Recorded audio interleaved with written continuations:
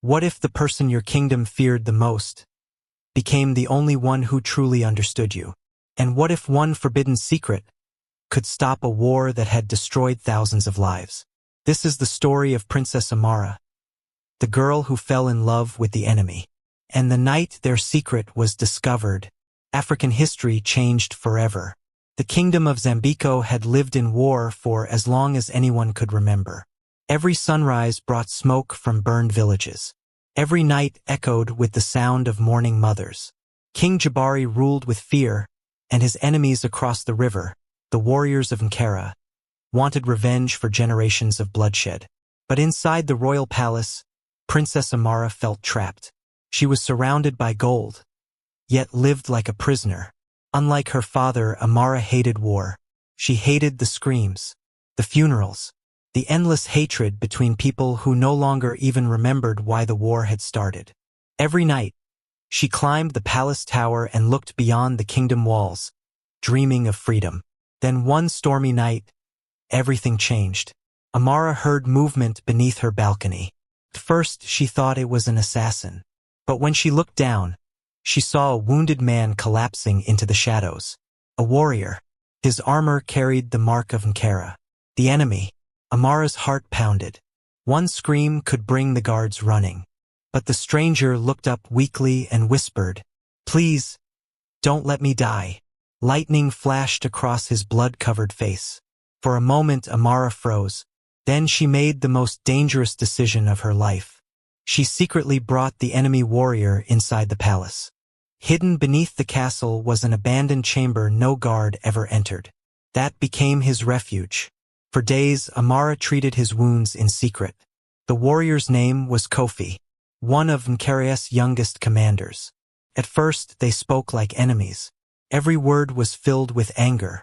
Kofi blamed King Jabari for destroying innocent villages. Amara defended her kingdom, but something felt strange. Kofi wasn't the monster she expected. He spoke with pain, not hatred. And slowly, the princess began to realize something terrifying. The enemy had a heart, and maybe her own kingdom was not as innocent as she believed.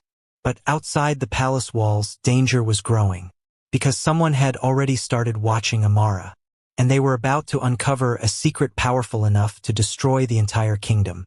Days turned into weeks, and the hidden room beneath the palace became the only place where Amara truly felt alive. Every night, while the kingdom slept, she brought food and medicine to Kofi. At first, they argued constantly, but eventually, the anger faded, and the truth began to surface. Kofi told her stories about Nkara, not stories of savage warriors, but of families, children, farmers who wanted peace. People just like her own. One night, Kofi revealed a scar across his chest. "My brother died protecting our village," he said quietly. Amara lowered her eyes. "So did my mother." For the first time, silence connected them more deeply than words ever could. Night after night, they talked for hours beneath candlelight. About freedom, about fear, about the lives destroyed by kings obsessed with revenge. And slowly, they fell in love. But love between enemies can never stay hidden forever. One evening, a palace guard noticed muddy footprints leading toward the forbidden chamber. Amara's blood ran cold.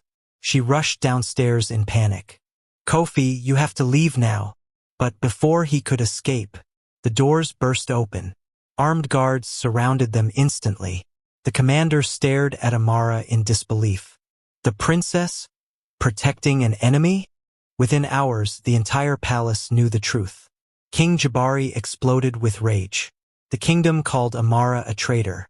Some demanded her execution. Others demanded war against Nkara immediately.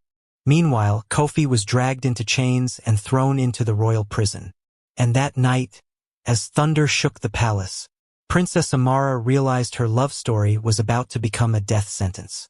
But she had no idea. Her next decision would either end the war forever or destroy both kingdoms completely. The next morning, the royal courtyard was filled with thousands of people. Villagers, soldiers, elders. Everyone came to witness the punishment of the enemy warrior.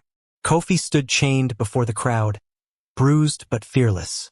Beside him stood Princess Amara, her hands trembling, but her eyes showed no fear. King Jabari rose from his throne slowly. "You betrayed your blood," he thundered. The crowd fell silent. The king lifted his sword toward Kofi. "For loving my daughter, you will die." Gasps spread across the courtyard. But before the blade could fall, Amara stepped between them. "If he dies," she cried, "then kill me too." The entire kingdom froze. No one had ever challenged the king publicly and survived. King Jabari's face burned with fury. But then something unexpected happened. An old woman stepped forward from the crowd. Her son had died in the war years earlier. Then another villager stepped forward. Then another. Soon dozens of grieving families stood together. Mothers who lost children. Children who lost fathers. People tired of burying the ones they loved. One by one, they dropped their weapons onto the ground. The sound echoed through the kingdom like thunder. Suddenly, King Jabari realized something terrifying. The people no longer feared war. They feared losing more lives. And the reason they finally found courage was the forbidden love standing before them. That single moment changed everything. For the first time in 10 years, the drums of war stopped beating.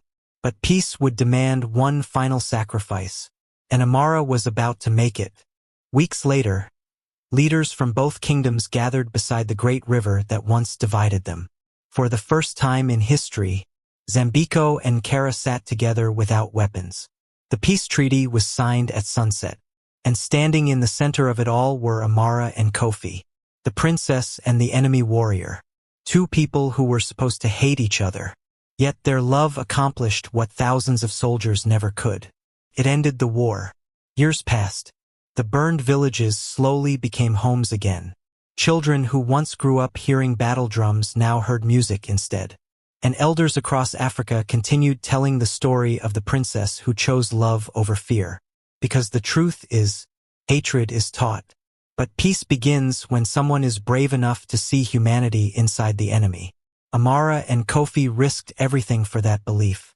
Their kingdoms called them foolish, traitors, weak, but in the end, they became the reason an entire generation survived.